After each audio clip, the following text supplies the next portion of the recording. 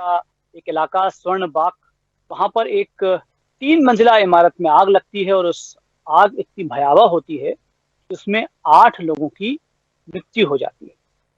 इंदौर जैसे शहर में इस तरह का घटनाक्रम होना अपने आप में आश्चर्यचकित करता है और कहीं ये प्रश्न भी खड़े करता है कि आखिर शहरों में ऐसी व्यवस्था क्यों नहीं है कि आग लगने पर उसे बुझा दिया जाए और तुरंत उस पर काबू पाया जाए और लोगों को बचाया जा सके। स्वर्णबाग में जो घटनाक्रम हुआ उसमें ऐसा नहीं था कि फायर ब्रिगेड को फोन नहीं किया गया, फायर ब्रिगेड पहुंची, लेकिन तब तक बहुत देर हो चुकी थी और 8 लोगों को अपनी जान गंवानी पड़ी। सवाल ये उठता है कि आखिर इस तरह के घटनाक्रम भविष्य में ना हो, इसके लिए क्या किया जाए। इस पर बातचीत करने के लिए, इस सवाल का हल प्राप्त करने के लिए हमारे साथ में मौजूद हैं अतुल शेठ साहब, जो इंजीनियर हैं। आपका बहुत स्वागत करते हैं हम। हमारे साथ में डॉक्टर अभय प्रताप सिंह यादव में मौजूद हैं, जो भाजपा के नेता हैं। आपका भी बहुत स्वागत। और हमारे साथ में मौजूद हैं योगेश गुप्ता जी, जो कांग्रेस के प्रदेश प्रवक्ता हैं। अतुल शेठ साहब, सबसे पहले आपसे शुरुआत करना चाहूंगा। आप तो शहर से लंबे समय जुड़े हुए हैं और शहर के सभी विषयों से सरोकार रखते हैं और हर विषय पर आपकी राय प्रमुखता के साथ में आती है।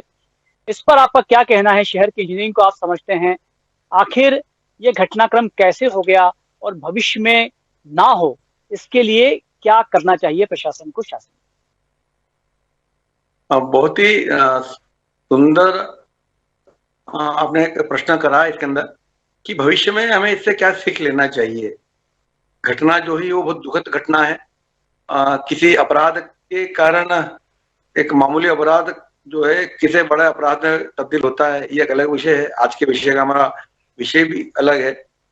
तो निश्चित तौर पे जो एक छोटी सी चिंगारी लगी, उसने जो विकरालता ली और उस विकरालता के अंदर आम लोग जो भवन में रह रहे थे, उन्होंने अपने आप को असहाय पाया। मात्र 10 मीटर ऊंची भवन में आदमी फंस के मर जाए या दम घुटने से मर जाए, ये कल्पना के परे है। हमने इंजीनियरिंग में कभी सोचा नहीं होगा कि ऐसा भी हो सकता है। और इसके कारण मुझे लगता है कि अगर इसका एनालिसिस किया जाए, तथ्यपरक एनालिसिस किया जाए, इस सबक से हम सबक सीखे, मुझे लगता है कि हमारे इंजीनियर भाइयों को, आर्किटेक्ट भाइयों को, शासन को, प्रशासन को और सुरक्षा से जुड़े जितने भी विभाग है, उन सबको इस घटना को एक केस स्टडी के रूप में लेके बहुत कुछ सीखने का इसके अंदर मौजूद है।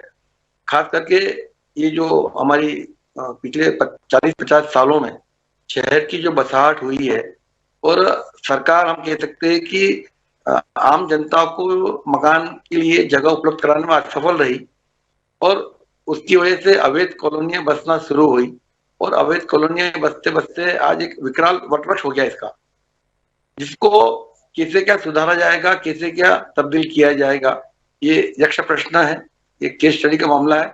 मगर इसमें की घटना किसी भी कारण से कहीं भी अगर होती है, इंदौर शहर में नहीं, मध्य प्रदेश के सारे शहरों में ये स्थिति होगी, ऐसा मेरा मानना है। और कोई अगर योजनाबद्ध तरीके से भी इस काम को करता है, ये घटना अंजाम देता है, तो क्या परिस्थिति बनेगी, ये सोच के सिरहन पैदा होती है। रात की नींद हमारी मुझे लगता है कि उड़ जाती है। तो ये आप कह रहे हैं कि अवैध कॉलोनी में ऐसा होता है, ये तो वैध कॉलोनी में भी हो सकता था ना? वैध कॉलोनियों में क्या होता है कि कहीं ना कहीं नियमों का पालन होता है और जो एमओए छोड़ना है उसके ऊपर निगम के अधिकारी भी अपना आपको जमा पाते हैं। आपकी बात सही है कि जो वैध कॉलोनियों में ही नक्शे पास हो रहे हैं, उसमें निर्माण कर, चाहे बड़ी कॉलोनियां हो, वहां भी पूर्णतः निर्माण कार्य होता है। जहाँ छोटी कॉलोनी होती है, सुदामा नगर जैसी, वहां भी पूर्ण इसे 30x50 के प्लॉटों पे निर्माण होता है और शांति निकेतन और मिंजा है, वहां भी 80%। लेकिन एक सवाल उठ रहा है, मैं योगेश गुप्ता जी से जुड़ना चाहूंगा। योगेश जी, अतुल जी कह रहे हैं कि अवैध कॉलोनी थी इसलिए वहां पर एक घटनाक्रम हो गया। क्या आपको लगता है कि किसी वैध कॉलोनी में ऐसा घटनाक्रम नहीं हो सकता है, और यदि हो सकता है तो भविष्य में ना हो, इसके लिए क्या उपाय किया जाए? योगेश। देखिए दीक्षित जी, बहुत ही दुखद घटनाक्रम घटित हुआ है जो इंदौर का हुआ है। 7 लोगों की जान, 8 लोगों की चली गई। आज के आधुनिक परिवेश में इस प्रकार के घटनाक्रम का घटित होना सवालिया निशान उठाता है स्थानीय प्रशासन, मध्य प्रदेश शासन के मंशा पर। पिछले 16-17 साल से प्रदेश के मुखिया माननीय शिवराज जी हैं, जिनके संरक्षण में भू माफिया, नर्सिंग माफिया, शिक्षा माफिया खूब फले फूले हैं, सर्वविदित है, इससे इनकार नहीं किया जा सकता। माननीय कमलनाथ जी की सरकार में 2 साल पहले इंदौर में ही किस प्रकार भू माफियाओं के खिलाफ प्रभावी कार्रवाई की गई थी, तहखानों के अंदर तक से कमरे और उसके अंदर कितनी आपत्तिजनक सामग्रियां बरामद होने के बावजूद भी इस प्रकार की कॉलोनियों पर कोई संज्ञान नहीं लिया। माननीय इंजीनियर महोदय की बात से मैं 100% सहमत हूँ कि अवैध निर्माण इसका एक बहुत बड़ा कारण है। 100 स्मार्ट सिटी का दावा करने वाली भारतीय जनता पार्टी शासित सरकार में 100 स्मार्ट सिटी तो छोड़िए साहब, 100 कॉलोनी स्मार्ट नहीं बना पाई है पूरे मध्य प्रदेश में। इंदौर जो हमारा स्वच्छता नंबर 1 में आता है, वह इस प्रकार की घटनाक्रम घटित होती है। कभी अग्निकांड हो जाता है, कभी लिफ्ट गिर जाती है, मतलब दिन प्रतिदिन हादसे साल दर साल हो रहे हैं और प्रशासन कोई कुंभकर्ण की नींद सोया हुआ है। जिम्मेदार लोगों पर कब कार्रवाई करेंगे शिवराज जी, और कब इस प्रकार की घटनाक्रम रुकेगी? एक मेरी इसमें एक सुझाव है मध्य प्रदेश शासन जी कि सबसे पहले ये जो अवैध कॉलोनियां निर्माण होती हैं, इनकी जो अनुशंसा होती है, नगर निगम से बाकायदा नक्शा पास करवा लेते हैं ये लोग, टाउन एंड कंट्री प्लानिंग से भी पास करवा लेते हैं, वो कैसे हो जाता है? ये इसकी पड़ताल गहनता से होना चाहिए और जवाबदार जिम्मेदार लोगों पर कार्रवाई होना चाहिए। और जितनी भी बिल्डिंग है हमारी बड़ी बिल्डिंग, क्या आज जो शासन के नियम है उनमें फायर एक्सटिंग्विश होना चाहिए, क्या वो लगे हैं? मतलब एक अपना फायर डिपार्टमेंट को जागरूक होने की जरूरत है कि हर 3 महीने में सतत मॉनिटरिंग की जाए। जितनी भी हाई राइज बिल्डिंग है, जितने भी अपार्टमेंट है, जितनी भी कॉलोनी है, जितने भी नर्सिंग होम है, हॉस्पिटल्स है, क्योंकि ये जो मई जून का महीना रहता है वैसे ही गर्मी शबाब पर रहती है और जरा सी चिंगारी से अग्नि भड़क जाती है। तो निश्चित रूप से अगर इस पे जांच पड़ताल के साथ साथ सतत मॉनिटरिंग होगी, जिम्मेदार लोग अपनी ड्यूटी को पूरी जिम्मेदारी और जवाबदारी से निभाएंगे और लाइसेंस देने से पहले हर जीवन से जुड़ी सुरक्षा मूल्यों का अवलोकन करेंगे, तत्पश्चात अगर वो परमिशन देंगे तो ये घटनाक्रम आगे भविष्य में हम रोक सकते हैं। अदरवाइज इसी प्रकार निर्दोष लोगों की जानें जाती रहेंगी और प्रशासन मूक दर्शक बनकर बना। आपने सही कहा, फायर एक्सटिंग्विशर का जो मुद्दा है वो ही महत्वपूर्ण है। अभय जी, आपसे बात करना चाहेंगे, फायर एक्सटिंग्विशर, जहां ये बात अतुल शेर साहब भी कह रहे हैं और योगेश जी भी कह रहे हैं कि अवैध कॉलोनियां जो होती है वहां पर घटनाक्रम होते हैं, लेकिन सवाल ये उठता है कि जो अवैध कॉलोनियां हैं या अवैध घर बनाए हुए हैं, मल्टीज बनाई हुई हैं, उन्हें रातों रात तो तोड़ नहीं सकते। क्या ऐसा हो सकता है कि वहां पर फायर एक्सटिंग्विशर जो है वो कंपलसरी कर दिया जाए, हर मकान मालिक को हिदायत दी जाए कि उसे कुछ समय में फायर एक्सटिंग्विशर लगाना है, यदि वो नहीं लगाएगा तो उस पर कार्रवाई की जानी चाहिए। अभय जी, क्या ये हल हो सकता है या और कोई हल सुझाते हैं आप? जी, मैं पहले आपको ये बताना चाहूंगा कि जो इंदौर का अग्निकांड का जो घटनाक्रम है वो एक तरफा प्यार का विषय निकल कर आया है कि जो वो किराएदार वहां रहता था झांसी का, संजय शुभम दीक्षित, संजय उर्फ संजय, उसने रात को स्कूटी में आग लगाई। स्कूटी में आग लगाने से वो आग भड़क गई और वहां रखे जितने वाहन थे, क्योंकि 2-3 मंजिला का वो मकान था, उससे उतरते का एक रास्ता था, वहां रास्ते पर ही गाड़ियां जलने लगी। इस कारण ये घटनाक्रम हो गया। इस पर प्रशासन ने तुरंत संज्ञान लिया। मुख्यमंत्री जी ने भी 4-4 लाख रुपए की सहायता देने का उनको दिया, सभी जांच के आदेश दे दिए। और जो आपने कहा कि अग्निशमन नियम होने चाहिए, ये तो होने ही चाहिए और नगर निगम के ये नियम भी हैं। भोपाल नगर निगम के नियम है कि जब भोपाल में भी आपने देखा होगा हमीदिया में जब घटना घटी थी तो उसके बाद उन्होंने ये नियम बना दिए थे कि अब सभी 2000 वर्ग फुट से ज्यादा वाले जो मकान है जो है उनको फायर इंश्योरेंस वो का सर्टिफिकेट लेना पड़ेगा। उन्हें बिल्डिंग परमिशन के साथ नगर निगम के फायर अनापत्ति प्रमाण पत्र हासिल करना होगा और हर साल उसका ऑडिट कराना होगा। इस तरह की अग्नि दुर्घटना से बचाने के लिए यह नगर निगम ने, भोपाल ने भी कदम उठाए थे, इंदौर ने भी मेरे ख्याल से उठाए होंगे। इतना ही नहीं, भवन निर्माण के बाद अगर कोई निर्माण करता है तो उन्होंने कहा था कि इसके निर्धारित मापदंड के अनुसार सालाना फायर ऑडिट नहीं कराता है तो उसके विरुद्ध कार्रवाई भी की जाएगी। तो इस तरह की जो बात आप कह रहे हैं उसका होना ही चाहिए, क्योंकि जब कई बार होता है कि एक मंजिल की बिल्डिंग की परमिशन लेते हो, 3 मंजिल की बिल्डिंग का कंस्ट्रक्शन कर लेते हैं। और जैसा बताया है कि वहां जो टाउन एंड कंट्री प्लानिंग वाले हैं जो परमिशन देते हैं, उसके बाद परमिशन देने के बाद उसका मुआयना नहीं करते हैं। इसलिए एक नियम और कर देना चाहिए कि उस बिल्डिंग की उपयोग का परमिशन जब भी दिया जाए जब नगर निगम से अनापत्ति प्रमाण पत्र हासिल कर लिया जाए। जब नगर निगम उसको देख ले कि हाँ बनाए गए नक्शे अनुसार ही बिल्डिंग बनी है, उसके बाद ही उसको नियम दिया जाए। क्योंकि लगातार हम और आप देख रहे हैं कि माननीय मुख्यमंत्री शिवराज सिंह चौहान जी के कार्यकाल में अवैध निर्माणों को तोड़ा जा रहा है। नगर निगम अवैध निर्माण को तोड़ता है, लेकिन पीठ पीछे दूसरे अवैध निर्माण लोग बना लेते हैं और उसके जनता को आगे खड़के आड़ खड़े करके उसको तोड़ने नहीं देते हैं या उसके सामने लेट जाते हैं। इस तरह की घटनाएं भी आती हैं। इसलिए मेरा फिर से जो आपने कहा, मैं सहमत हूं कि अग्निमाशक का परमिशन प्रमाण पत्र लेना ही चाहिए। लेकिन अभय जी, जो मेरा सवाल है, क्योंकि मैं बहुत व्यवहारिक बात करने की कोशिश कर रहा हूं, कि जो आप कह रहे हैं कि बिल्डिंग परमिशन, योगेश जी का भी यही कहना है, तुझी का भी यही कहना है, लेकिन ये भविष्य की बातें हैं। इस वक्त जो अवैध कॉलोनियां, जो अवैध बिल्डिंग बन चुकी हैं, वहां पर भविष्य को ध्यान में रखते हुए क्या किया जाए? क्या तुरंत उसे तोड़ा जाए? मुझे लगता है ये तुरंत संभव भी नहीं है व्यवहारिक रूप से, लेकिन व्यवहारिक रूप से एक बात जरूर संभव है कि उनकी छटनी करके कि कहाँ कहाँ ऐसी कॉलोनियां हैं जो अवैध हैं, जो बिल्डिंग हैं जो अवैध हैं, वहां पर तुरंत फायर एक्सटिंग्विशर उन मकान मालिकों के द्वारा लगवाया जाए। ये तो प्रशासन कर सकता है। ये इसमें यदि प्रशासन ये कर दिया जाए तो शायद भविष्य में खत्म हो जाएगी वो चीजें। नहीं, मैंने वो आपसे कहा ना कि नगर निगम ने इस तरह की परमिशन के लिए बोल रखा है, लेकिन लोगों ने उसको, और ये इस तरह किया ही जाना चाहिए जिसमें और जो पूरा नियम है कि उसमें जो नियम है कि आप उसका फायर इंश्योरेंस भी कराइए, स्मोक डिटेक्टर भी है, फायर अलार्म सिस्टम भी है। इन सब चीजों का जब नजरअंदाज किया गया तो घटनाओं ने रूप लिया है।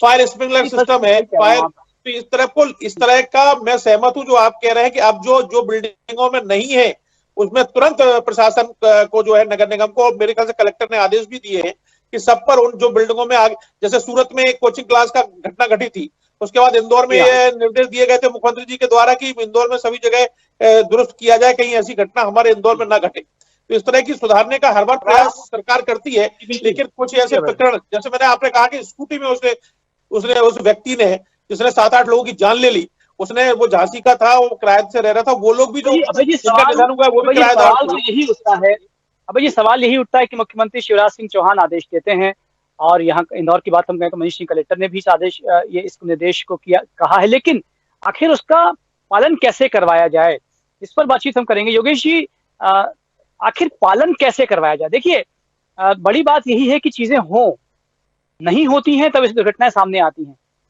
प्रैक्टिकली कैसे किया जाए ताकि भविष्य में ना हो?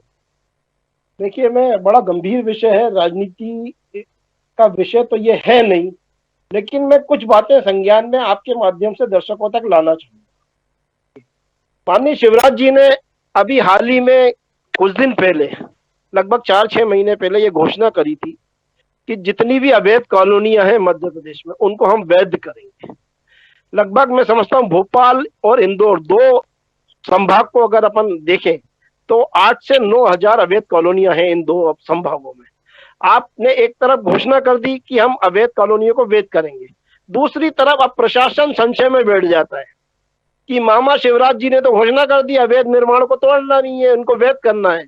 और इवन जो वैध कॉलोनी है उसमें भी किसी ने अगर एक्स्ट्रा कंस्ट्रक्शन किया है तो उस पर पेनल्टी करके उसको अप्रूवल देने की भी बात मध्य प्रदेश शासन ने करी है। ठीक है, अच्छी बात है, आप प्रदेश के मुखिया हो। मेरा निवेदन ये है कि जो घोषणाएं आप करते हो कम से कम उनका अनुपालन तो शुरू हो। पुराने कार्यकाल में 25,000 से ज्यादा झूठी घोषणाएं, अभी 4,500 से रोज 10, 15, 20 रोज नई घोषणा कर देते हैं शिवराज जी। बेचारे अधिकारी भी करें तो क्या करें, असमंजस की स्थिति में रहते हैं। खैर, मैं विषय पर आता हूँ। ये जो घटनाक्रम घटित हुआ है इसमें फायर डिपार्टमेंट में जो कर्मचारियों की शॉर्टेज है, एक वो भी बहुत बड़ी कमी है। फायर ब्रिगेड जितनी संख्या में होना चाहिए इंदौर जैसे बड़े शहर में, भोपाल जैसे बड़े शहर में, अगर कहीं आग लगी है और 8 से 10 किलोमीटर का दायरा उसको तय करना है तो यकीन मानिए 4 एम्बुलेंस के भरोसे पूरा शहर है भोपाल। इंदौर में भी मेरे ख्याल से 4 या 6 होंगी फायर एम्बुलेंस, इससे ज्यादा नहीं होंगी। तो इनकी संख्या बढ़ाई जाना चाहिए। वाटर हार्वेस्टिंग का आपने नियम बनाया हुआ है, उसका अनुपालन कैसे होगा? मतलब अगर जल के स्रोत हैं और आग लगी भी है, अगर फायर ब्रिगेड देर से भी आ रही है तो कम से कम आप उसका उपयोग तो कर सकते हैं। तो इन सब चीजों के दिशा निर्देश तो प्रशासन जारी कर देता है, मगर कोई जवाबदारी, कोई जिम्मेदारी, कोई मॉनिटरिंग नहीं होती, जिसके कारण ये जान जाती है। मध्य प्रदेश होना चाहिए। हाँ, तो ये मेरा कहने का तात्पर्य यही है कि जो दिशा निर्देश, जो हमारे मध्य प्रदेश शासन के नियम बने हुए हैं, उनका अगर कड़ाई से अनुपालन किया जाए तो इस प्रकार का घटनाक्रम घटित होने से रुक सकता है। अतुल शेठ साहब, आपका कैमरा शायद बंद हो गया है, एक बार ऑन कर लीजिए। अतुल शेठ साहब, आवाज आ रही है आपको? शायद अतुल जी तक आवाज नहीं पहुंच पा रही है। अभय जी, जो योगेश जी ने सवाल किया है कि निर्देश तो जारी कर दिए हैं निश्चित रूप से, और लेकिन उनका अनुपालन नहीं होगा, उनका पालन नहीं होगा, तो क्या आपको लगता है जो कर्मचारी हैं, जो अधिकारी हैं, जो निर्देश जिन्हें सुनना चाहिए, वो कहीं लापरवाही करते हैं, उनकी लापरवाही की सजा आम आदमी को भुगतनी पड़ती है? देखिए, जिस तरह से योगेश जी ने माननीय मुख्यमंत्री जी पर आरोप लगाए हैं, तो इनका तो मैं खंडन करता हूँ। माननीय मुख्यमंत्री संवेदनशील हैं, लगातार घटना होने पर वो संपर्क में आए और उन्होंने पूरे प्रशासन को मुस्तैद किया, जांच के आदेश दिए। कलेक्टर भी ने भी सभी जांच करने के बाद सभी जो परिवार हैं जो इससे प्रभावित हुए उन तक वो पहुंचे, और माननीय मंत्री तुलसी सिलावट जी भी एमवाय अस्पताल गए। तो ये संवेदनशीलता है सरकार की। इसलिए सरकार पर आरोप लगाना इस दुखद घटना में इस तरह की बातचीत का समय नहीं है। हाँ, मैं ये कह रहा हूँ कि अवैध कॉलोनी में एक रास्ता है, रास्ता वहां और वैकल्पिक व्यवस्था होनी चाहिए, सीढ़ियां होनी चाहिए। जैसा आपने कहा कि अब जो अवैध निर्माण है उनको वैध जब सरकार करती है तो सरकार उनको नियम कानून के तहत करती है। इसलिए इस तरह की घटनाएं भविष्य में ना घटे, उनमें यह प्रावधान है या नहीं है, प्रवेश की चौड़ाई 4.5 मीटर है या नहीं है, तो नियम है कि 4.5 मीटर से कम प्रवेश नहीं होने चाहिए, 12.5 मीटर से अधिक ऊंचे भवन में फायर फाइटिंग सिस्टम संबंधी उपलब्ध हो, चालू हो, लिफ्ट चालू होकर अच्छी तरह काम कर रही है या नहीं कर रही है, आपातकालीन निर्गम सीढ़ियां या यह की सुविधा व्यवस्था है या नहीं है। इस तरह की सारी व्यवस्थाएं अब आगे घटनाएं ना घटे, इसको नगर निगम को दुरुस्त करनी चाहिए। और लगातार नगर निगम पर प्रशासन दबाव बनाता है, माननीय मुख्यमंत्री जी निर्देश देते हैं, लेकिन ये जो इस तरह के अवैध निर्माण हो जाते हैं और इस तरह की, मैंने फिर कहा कि वो स्कूटी में लगाई और फिर गाड़ियां, वहां सारी गाड़ियों में आग लगे, इसका दुखद हो गया, ये घटना दुखद हो गई। तो इस तरह की दुर्घटना घटित ना हो, इसलिए माननीय मुख्यमंत्री जी, पूरी सरकार मुस्तैद है। माननीय तुलसी सिलावट जी अस्पताल पहुंचे, इसलिए इस पर सरकार पर दोष लगाना ठीक नहीं है। और आगे बचने के लिए अवैध निर्माणों में अगर इस तरह की व्यवस्थाएं नहीं है तो उसको नगर निगम को सख्ती से उन पर कार्रवाई की जानी चाहिए और व्यवस्थाओं को करवाना चाहिए। लेकिन अभय जी, ये बात तो तय है कि यदि वहां इंदौर की जो स्वर्णबाग कॉलोनी है जहां पर आग लगी और 8 लोगों की मौत हुई, वहां पर यदि फायर एक्सटिंग्विशर होता तो ये घटनाक्रम नहीं होता, इतना तो तय मानते हैं आप? हाँ, बिल्कुल। मैं आपसे कह रहा हूँ ना कि आजकल तो इतनी ज्यादा टेक्नोलॉजी आ गई है कि फायर स्मोक डिटेक्टर आ गया है कि अगर कोई सिगरेट धुआं भी करता है तो अलार्म बजने लगता है। फायर अलार्म सिस्टम आ गया, फायर एक्सटिंग्विशर स्प्रिंकलर सिस्टम आ गया, अपने आप पानी जाने लगता है, फेंकने लगता है। लेकिन ये सिस्टम लगाए नहीं गए ना, इनका उपयोग नहीं किया गया। इसलिए मैं कह रहा हूँ इन पर सख्त कार्रवाई करके इनको लगाना चाहिए। प्रशासन को ऐसे लोग जो इस प्रशासन को अंधेरे में रखकर इस तरह का बचते हैं कि हमें कोई शुल्क ना देना पड़े या कोई प्रमाण पत्र ना लेना पड़े, इस पर सख्ती से कार्रवाई की जानी चाहिए। योगेश जी, आप इस बात से इत्तेफाक रखते हैं कि उस जगह पर यदि फायर एक्सटिंग्विशर होता तो ये घटनाक्रम नहीं होता, लोगों की मौत नहीं होती? नहीं, बिल्कुल। देखिए, फायर एक्सटिंग्विशर की तो आवश्यकता हर बिल्डिंग में आज की डेट में होना ही चाहिए। जीवन रक्षक उपकरण, जीवन रक्षक दवाइयां और जीवन की रक्षा से जुड़े सारे वो प्रावधान, वो मापदंड जो शासन प्रशासन निर्धारित करता है, उसका कड़ाई से पालन होना चाहिए। मगर छूट देता कौन है? यही नगर निगम के अधिकारी, यही छोटे कर्मचारी। थोड़ी सी जेब गर्म हुई और इन्होंने अलाउ कर दिया। तो इस प्रकार भ्रष्टाचार को भी रोकना पड़ेगा। एक भ्रष्टाचार इसके पीछे बहुत बड़ी वजह है। दूसरा, ये गर्मियों में फायर, अभी बारिश आ रही है, वाटर लॉगिंग होगी। हर बारिश में कम से कम 15-50 लोग वाटर लॉगिंग से मर जाते हैं। तो वो भी उसकी भी निकासी का प्रावधान देके नगर निगम, नगर पालिकाएं है काहे के लिए? इन्हीं सब चीजों के लिए। लेकिन इनकी जिम्मेदार अधिकारियों के ऊपर जब तक शासन कड़ी कार्रवाई नहीं करे, कड़ी कार्रवाई से तात्पर्य कि जो जिम्मेदार लोग हैं, जो इस घटनाक्रम में प्रत्यक्ष या अप्रत्यक्ष रूप से इन्वॉल्व है, उनको तुरंत बर्खास्त किया जाना चाहिए। क्योंकि आग जाने गई है, 4 लाख का मुआवजा, आप किसी की जान की कीमत 4 लाख रुपए नहीं हो सकती। निश्चित। और अगर शिवराज जी ने घोषणा करी है अवैध कॉलोनियों को वैध करने की, तो या तो वो उनको शीघ्र वैध करवाएं और उसके अंदर वो तमाम वो उपाय, वो चीजें होना चाहिए जो एक कॉलोनी के अंदर होनी चाहिए जीवन रक्षक से जुड़ी हुई, और उनके अंदर जो भी शासन प्रशासन के अधिकारी हैं वो उस चीज को देखें जिम्मेदारी से। बात बिल्कुल सही है, बिल्कुल सही है। बड़ा बिल्कुल योगेश जी, लोगों की मौत हो जाती है, उसके बाद में मुआवजा भी दिया जाए, तो आप बिल्कुल सही कह रहे हैं कि जितना भी पैसा दिया जाए उसकी भरपाई नहीं कर सकता। बहरहाल आज का बातचीत का हमारा उद्देश्य था, बहस का उद्देश्य था कि हम किसी हल पर निकलें, और साधना न्यूज का भी एक यही निवेदन प्रशासन से भी है, सरकार से भी है कि अब ये घटनाक्रम ना हो, इसके लिए हर उस जगह पर फायर एक्सटिंग्विशर होना चाहिए जहां पर जो अवैध कॉलोनियां हैं, अवैध बिल्डिंग्स हैं, गलियां सकरी हैं, फायर ब्रिगेड की गाड़ियां वहां पहुंच नहीं पाती हैं, वहां पर तुरंत जो है फायर एक्सटिंग्विशर अलाउ किया जाए और इसको पालन करवाने के लिए अधिकारियों को नियुक्त किया जाए, और उन अधिकारियों की जिम्मेदारी तय की जाए कि इस तय सीमा के अंदर यहाँ पर फायर एक्सटिंग्विशर लगना चाहिए। यदि ऐसा नहीं होता है तो ये सच मानिए इस तरह के घटनाक्रम भविष्य में होते रहेंगे और हम हर बार